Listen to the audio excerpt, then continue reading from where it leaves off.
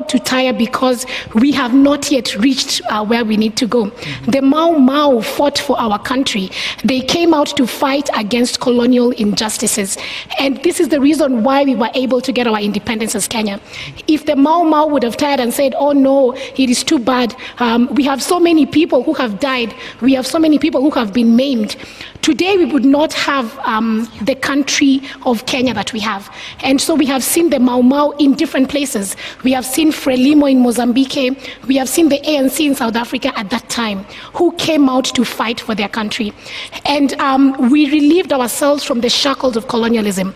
But unfortunately, we are still living under the guise of neocolonialism, where there were some black people with black skin who took over power. Black skin who took over power, but they continued with those reigns. So this is the reason why we cannot stop. Us as the Mau Mau of today, the Gen Z of today, the millennials of today, the Kenyans of today, we need to fight until we reach to such a place where we have achieved justice, we have achieved our socio-economic rights, we have a place where people are not dying in Madare because of floods. Young people are not unemployed. We do not have to pay such high taxes. And when we elect our representatives in parliament or in any other capacity, they are able to actually amplify the voice of the people and not just their own voices for their own gain. Right. So we cannot tire because we cannot go back on gains made. Kasmul, you've been, consistently at the forefront of really amplifying this unanimous voice around saying we need change. And like I said, there's this interesting point we find ourselves where people are starting to almost say, well, there's certain things that have been done. Perhaps we should now move to understanding that this is the best that can be done, or this is, this is a solution. Whereas I think a lot of us know it's not. It's in the guise of, but really, it's a massive tone-deaf approach to what people are asking. How can we sustain momentum? How can we sustain the activism to ensure that at the end of the day, the voices are heard, the people are heard? How can we continue to sustain it? Thank you, Janet. One of the ways I see we can sustain the oomph and the zeal of this movement is in remembering how far we've come. And I say this because, just to bounce off what my sister, Comrade Sefu, has said, if we tire, we despise the blood of Rex. If we tire, we despise the blood of Shujaa Kennedy, a 12-year-old boy who was shot. If we tire, we are sanctioning that children should be tear-gassed in schools. If we tire and if we lose our momentum, we are enabling a corrupt regime. It is ensuring that all of you who are in Queer in pursuit of a better future will never get into a workforce. And if you do, you need to have the surname of a person currently sitting in government. I think the way we can sustain, and personally what drives me to be part of this movement, is the fact that there are people who once left home and will never go back. There are people who left home on the 25th and on the day we occupied Parliament, who are going to exercise their democratic right to assembly and will never walk again. I think about these people and ask myself, what is so special about me that I should be tired? What makes me so special that I get the right to be tired? Does the mother of Rex, who has shared one of the most heartbreaking stories I've had, does she get the luxury of being tired? Her son was out to ask for better governance, to ask for a better future. For me, he lay his life down so that I might be able to make it for the Citizens' Assembly. I think it is only wise that I contribute that way. If I get tired, Evans Kiraito, who was shot by the police, because these are not victims of accidental happenings. They were not struck by acts of God. These are victims of police excesses and police brutality. We are living in a country that has a police force that is living in the guise of a police service. If I get tired, does the couple that raised Evans, that is now being detained at Central Police Station, have the luxury to be tired? And I think while it is exhausting, while we live in a world where you're supposed to be a student and this is not how we envisioned to spend our 20s, certainly not for me, in the gift of community, in knowing that I can look to the side and see my sister fighting, I can look to my side and see my brother fighting, I can look to you and see you reporting the facts as they are without being gagged. Those are some of the things we can do. There is most definitely going to be protest fatigue, as is. Let us not tire. And I think just both what you and Sephora have alluded to is those before us didn't. So why should we? You have, though, very accurately talked about protest fatigue. And I think there's going to need to be conversations that reinvigorate people so that they don't feel like, oh, it's done. Right. Or maybe this is the change we need. Yeah. Because we're starting to see that. And unfortunately, it gets us back to why we started in the first place. Right. Elizabeth, again, from the perspective of legal, the escalation of brutality is something unlike many have seen before. Even just yesterday, people peacefully mourning with the parents and relatives of those who died, and then on video, just like grabbed, arrested. Where does the law come in? And I know it's a complex question, and this is a complex matter. Sometimes it's not, but sometimes it is. But what rights are there to use that kind of excess force? And because people want to continue to agitate for change, what happens now? Because it's, in a sense, it's erasure, it's silencing. So from a legal perspective, what is this that we're seeing playing out? And how can we allow people to know that they should be safe when they go to protest peacefully? In my view, what was happening, like what happened yesterday, is just a classic case of a government just battering its population into submission. That's just what it is. So you batter to a point that you cannot resist anymore. That's just it. So it is not legal, but it is just a tactic that they're using to beat us to submission.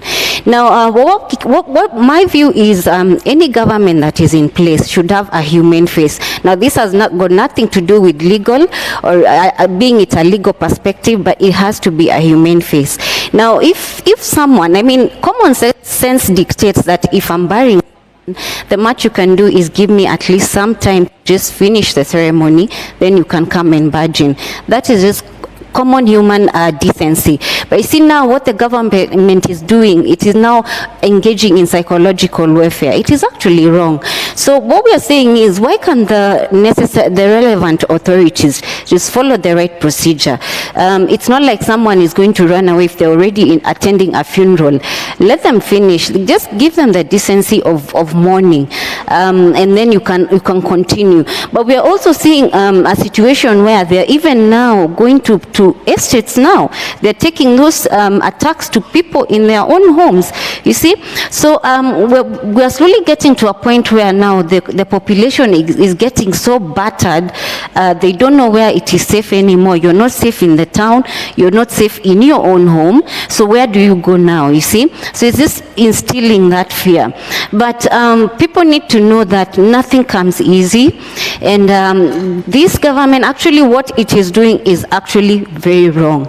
And in terms of protesters, they should actually, if the police were doing their work of actually giving protection to the protesters, just going along and ensuring that the protests are taking place as per the law, then all these things we are seeing are really unnecessary.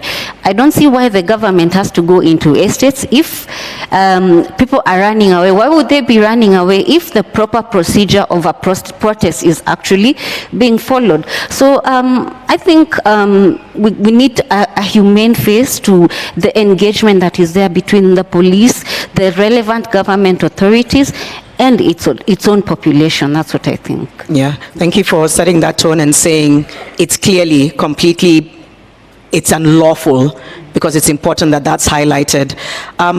Irene, what happens now? Because the public trust is lost. It's broken. People are now looking at so many enemies are rising, right? You had first those who in the beginning forced people to go on the streets, and then those who are taking lives by force. How can you speak to people being able to, I don't know, I know trust again is a strange question to ask, but where can people take that trust that was broken? What can they do to motivate themselves to keep going out there to push for the change that they want?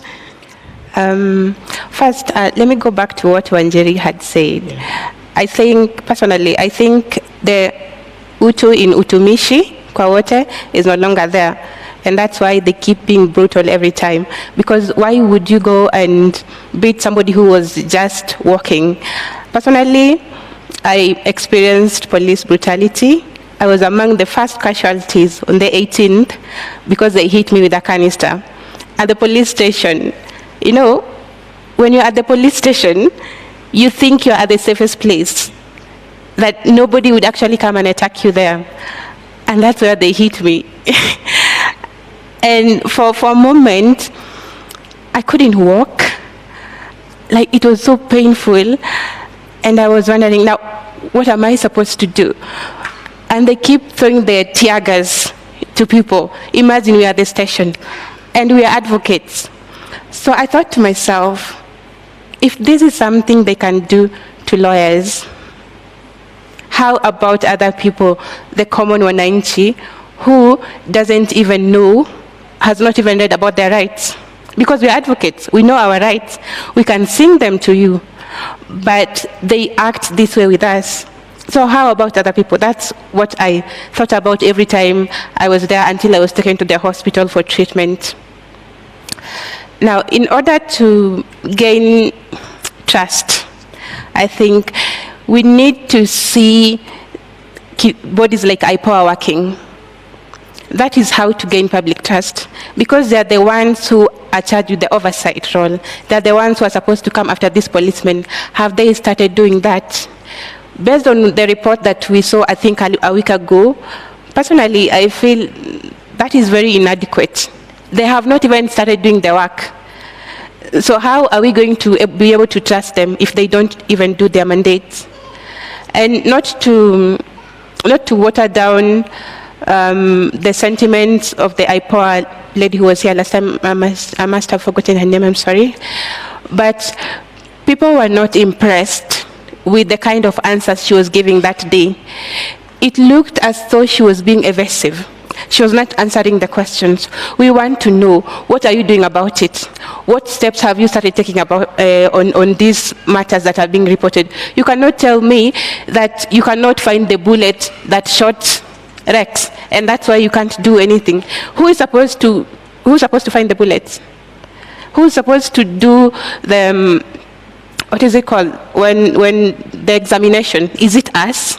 Are we the ones supposed to bring the evidence? That's their job. So once they start doing their job, then the public will automatically give them the trust, yes. Once they start doing their job. Yes. I'll come around for a second and final round of questions. And you know, you've all spoken from your perspective. You're also in different fields, but it's a very shared narrative. And the thing that I've also been trying to ask myself is, what happens next? Where do we go from here? Because I feel like it's just one of those moments in history when you wake up and you don't really know what's going to come tomorrow. But we have a chance here to rewrite history.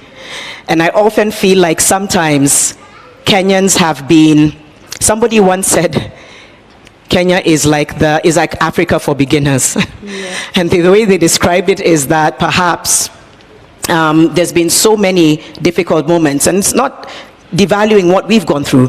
We have been on the brink of many unfortunate moments, you know, whether it was 2007, whether it was going all the way back to Mau Mau, whether it was COVID, whether it was the floods. There's been so many moments, and yet it's a month in, and people feel like, oh, maybe there's a solution on the periphery.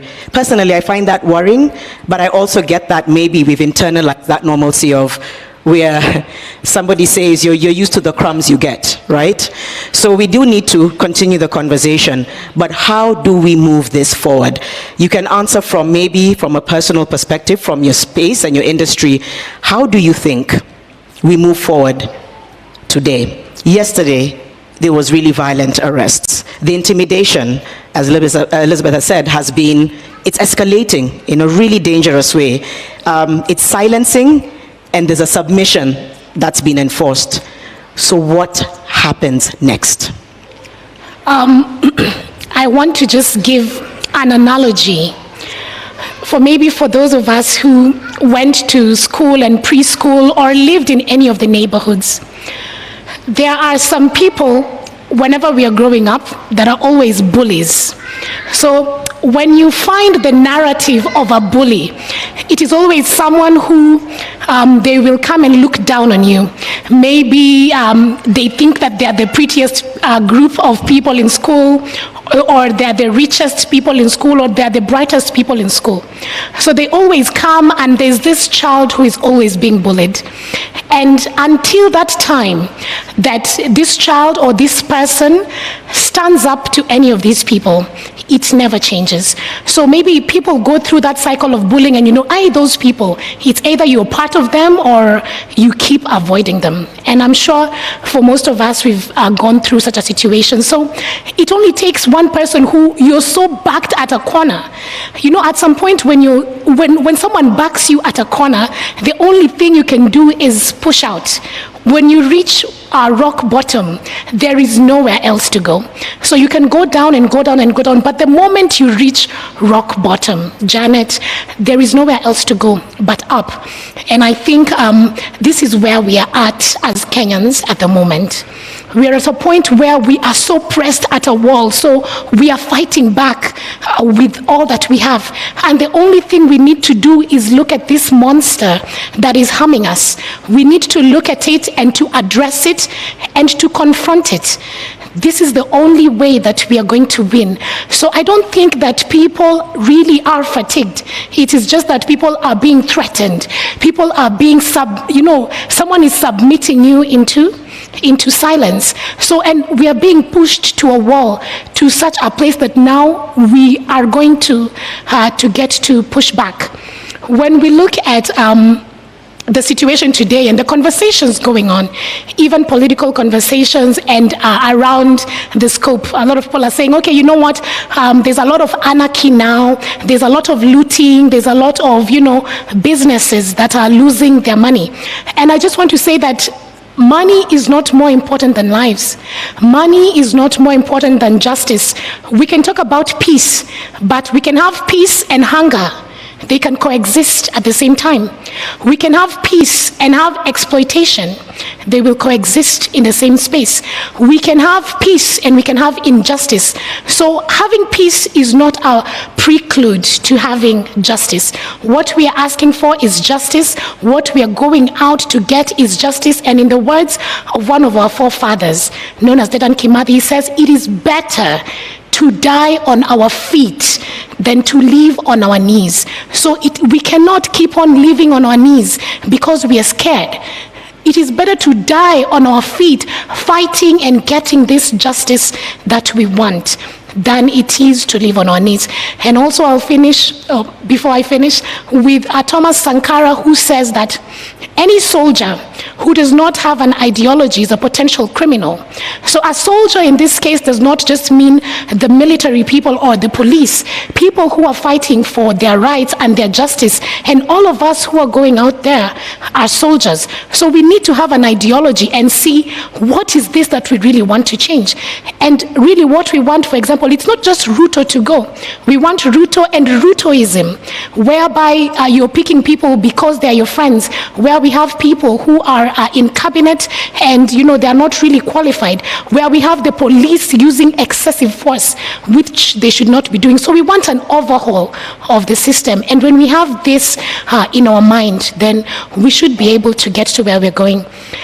I want to finish with a song, because I said I was an artist, and this song speaks truth to power, and it goes out to all of us, for us to be able to be enhanced, to have power, to go out for... Can you save your song for... I would love, because I want to give you the moment to... So once we finish, before we allow you to leave, just so that we can kind of end with that. Is that okay? Right. Yeah, because I'm looking forward to that, and I think it's... Kazmal, she said something interesting. Sometimes you're back to a corner, and you have two options. You fall down or you push back. Where can people find the courage, the conviction to push back, yet they feel they're faced with anarchy, with death, with threats, with intimidation? How can we collectively push back, and what happens next? I'll start with a rather radical statement. There's this word that everybody is afraid of, the word anarchy. I don't know why you're playing safe around that word.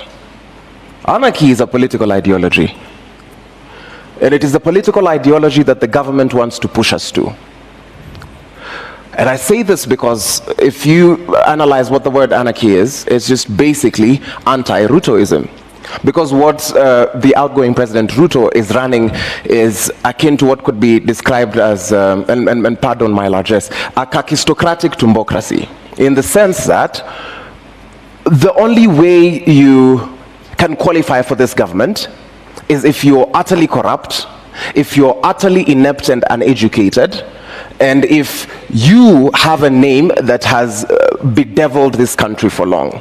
So sorry to break it to you, fellow comrades in the Catholic University of East Africa and all other school-going children, that you will never be in government because you're educated and you stand for something. Dimwits, all of you.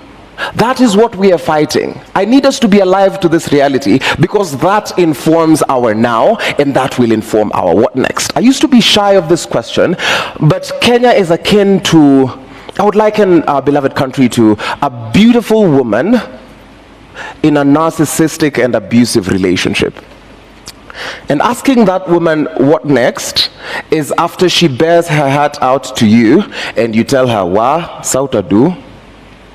It is imperative, it is incumbent upon us to, one, figure out how do we take our friend from this situation, because otherwise we run the risk of victim blaming. And a lot of the times the people who are asked what next are the victims. It has never been to the powerful people because they know exactly what is now, and they know that up to 100 generations they will be sorted off the blood of your backs.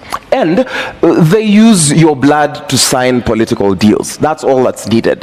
Kitambo, it used to be signatures. Nowadays, the more lucrative thing in my analysis is the blood of young men. Not even for rituals or anything, because you guys are not that important. I need to remind you, when you're walking around, don't you dare think that you're a human being. You're nothing in this country as a young person. We despise you and we hate you, and that is why when there are police excesses and we go on the streets, we are told, tone down. Between you and a headless chicken, I see no difference. This is how we push back. It is in the remembrance of the cruelty that this regime has meted upon us. When you remember that corruption is akin to genocide, when someone steals money that was meant for vaccines, when someone steals money that's meant for higher education, when someone steals money that's meant for food, it should anger you because there are millions who will never get to see the light of day. We push back because of the resolve we have while saying Daima Sisi wa Kenya. We will push back because what next looks like this. We will deal circumfoniously with this government. We will root it out. We will ensure that all these corrupt officials face the law. We will ensure that rogue policemen, and it has gotten to a point where we have to be very radical in our communication, in the sense that abnormal behavior during abnormal times is normal behavior. The state is trying to push young men and women to violence because they cannot reason. That is why the only way the state can deal with you is if they criminalize you, because they know they can manipulate criminal law. We push back by remembering the comrades that we have lost. We will push back because we are Kenyans, and as my sister and comrade Masita Rus would say, Kenya ni home. Thank you for that. Powerful statements there. I know we're really short of time and there's still a song to be sung before we go, but I mean, such amazing sentiments from you both. Maybe as you wind up, Elizabeth, and I'll probably come to you as well, Irene, there is this sense of we need that conviction and resolve. How do we also move forward with heavy education? I think it was Irene who said, we know, like, you know your rights, you know the law. So how do we then now move forward by emphasizing a lot on people being equipped with the knowledge on their rights? Because that's always been taken advantage of. That is the one thing that has been a constant. We can start with you. How do we move forward in terms of the civic education, in terms of education on policies, to allow us to use that to exercise our democratic rights? Very briefly. Yeah, I'll be brief. Yeah. In fact, when you asked what next, I was going to say it's just not as simple as saying it is step 1, 2. Now, I'll give a simple analogy. When you give birth to a baby, do you sit there and say, what next? No, this is a process. Now, you start a process of nurturing the life. And nurturing life has a process. You start when the baby can do nothing. They talk, they walk, they go to school, and finally, they're independent. Now, here we have already birthed a revolution. Now, first and foremost, what people need to ask themselves, I don't think people are tired as such. It is just that the tactics that are being used to infiltrate the movement is what is making people lose interest in it. But I think they're very much into it. But number one is we need to constantly remind ourselves, why did it begin in the first place? Now, when you tell yourselves that, and then you come to answer your question, have you achieved what got you there in the first place? If the answer is no, then definitely you have to continue. And my view is, we are fighting for the soul of this country. We are fighting for our future, and we cannot afford to relent. They want us to relent so that they can continue with these shenanigans they're up to. So we need to remind ourselves, number one, why did we begin? And then number two, we need to do civic education. Now, I'll give you an example. You can see these border people who are being, okay, not all of them. There are people who are infiltrating as borders, other goons. We need to do a massive civic awareness among the population. Show them this is the problem. If you did not stick to these handouts you're being given, this is the better part that you can get when systems are working. Let us fight. I've always said, let us fight for systems that are working for each and everyone. Let the leaders put in place systems that are working, and everyone will be okay. It's not an issue that we all want to be crazily rich, but if you can meet your needs and you can live a decent life, most people will be comfortable with that. So we need to remind ourselves two elements. We need to remind ourselves why we began, and number two, we need massive civic education for the population. Thank you. Very important. Finally, Irene. Further to what my sister Anjali has said, I believe that as LSK, we have been doing this and we continue doing it, creating awareness, educating the masses. We have legal aid clinics. We always host them at different court stations, and we are always urging people to come. And you can ask as many questions as you want. And because of the of the times that we are in, such avenues go ahead to help people understand how our country runs, what their rights are, what their duties are as citizens, and what they should expect from the government. I actually believe that we are not against taxes. Our problem is, how are our taxes being used? That's the biggest problem, because why are you taxing people yet they don't see any benefit? We don't have roads, we don't have hospitals, we don't have proper working schools. Even higher education has become a problem. After Form 4, what's next?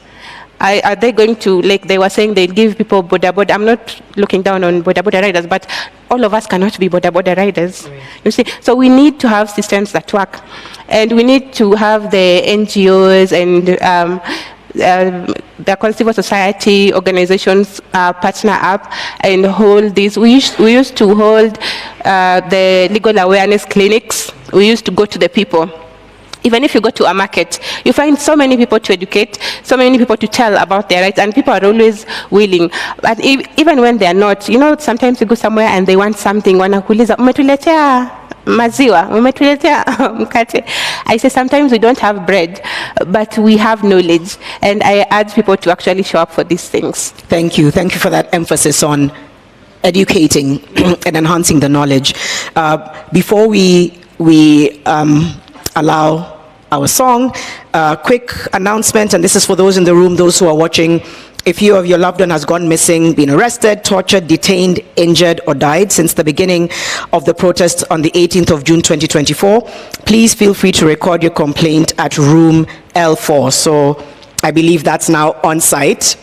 Room L4, there's going to be a service there that will allow you to lodge your complaint, talk about who is missing or injured, and be able to be led to the right services that can hopefully get you the justice that you deserve. And I think a lot of those platforms exist as well around these platforms. So continue to look out for a lot of these organizations and platforms that are allowing you to lodge complaints, talk about those who are injured, also psychosocial support for a lot of people.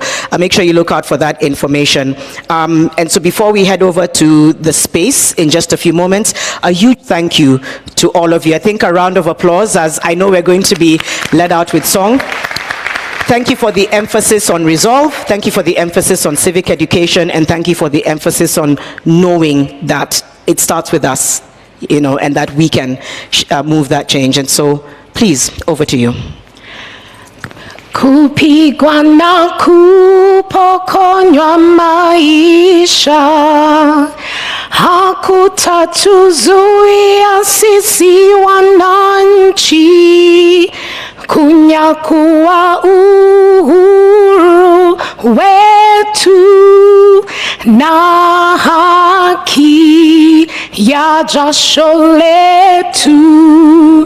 Tumekataa kupiga magoti mbele ya hawa wauaji. Bila shaka sisi pia ni watu, hali ya utumwa tumeikataa. Tutanyakua mashamba yetu, tupiganie uhuru wetu, tuikomboe elimu yetu, utamaduni na viwanda vyetu.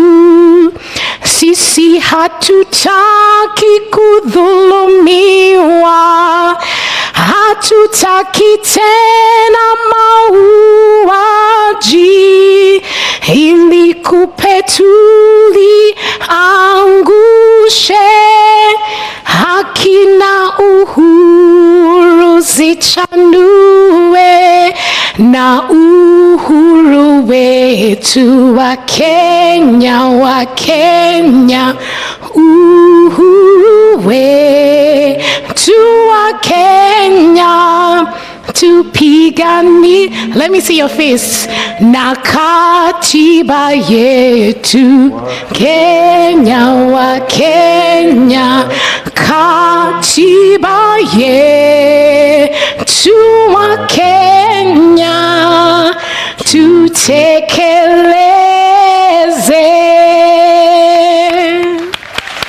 Asante sana. Asante sana. We cross over now to the X space.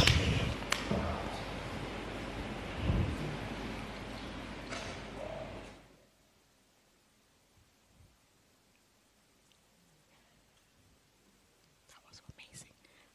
I'm waiting to be told. We can go. Okay. Let me see if I can count.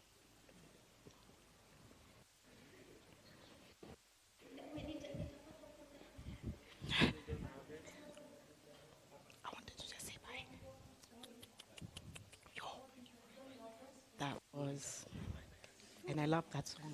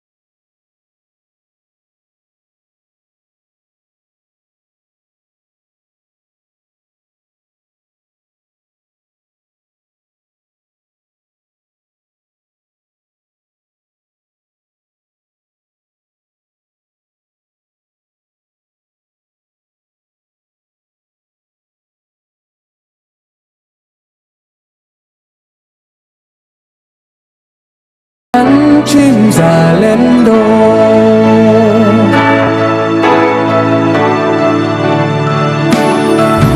Kwa uchungu na mateso, kwa vilio na huzuni, tulinyakuliwa uhuru na mashujaa wa zamani.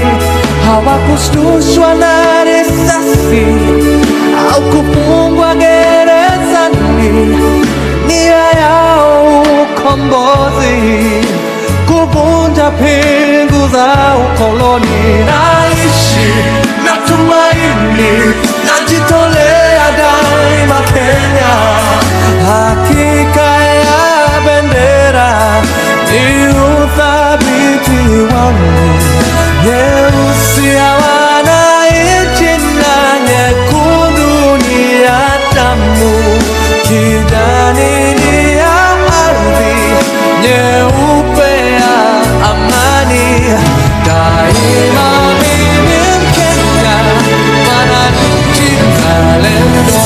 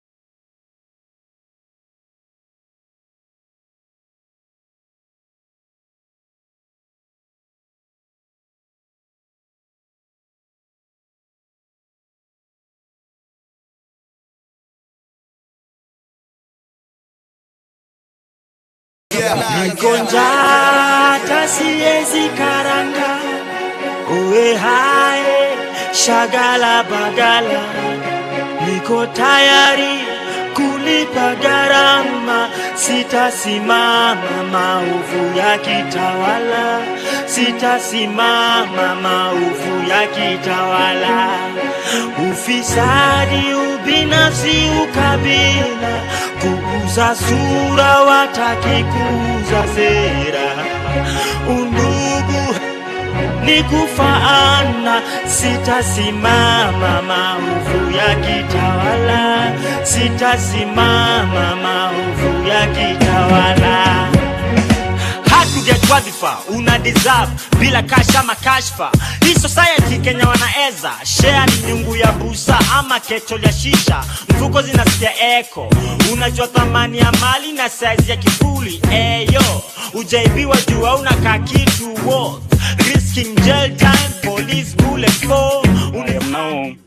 I have actually just entered the precincts of Catholic University. I'll be joining the rest of the programs physically. But Thank you. So let's allow the individuals online who are not physically at Catholic University to make contributions. Yes. I'll invite Christine. Thank you very much. Are you there? Yes, Christine is here. Proceed. Thank you very much. Let me first of all express my sincere condolences to the families that have been affected.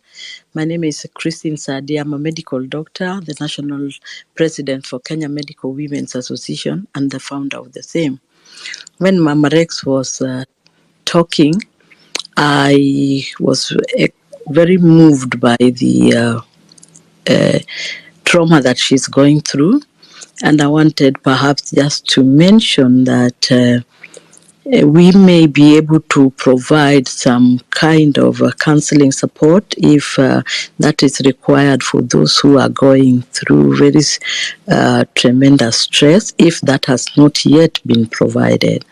The next thing that I wanted to find out, if as a collective, I'm sure that one person talked about it, or professional association, we could coalesce and galvanize our response efforts. But more so, for me, this was a critical moment in our history in Kenya, and the momentum should not be lost. I know people have been dented, people are fatigued, but that was expected because of the mental rigors that people have gone through, even as a nation. So I think we are we need healing for this nation, but more so, Kenya Medical Women is trying to organize some candidates so that we embrace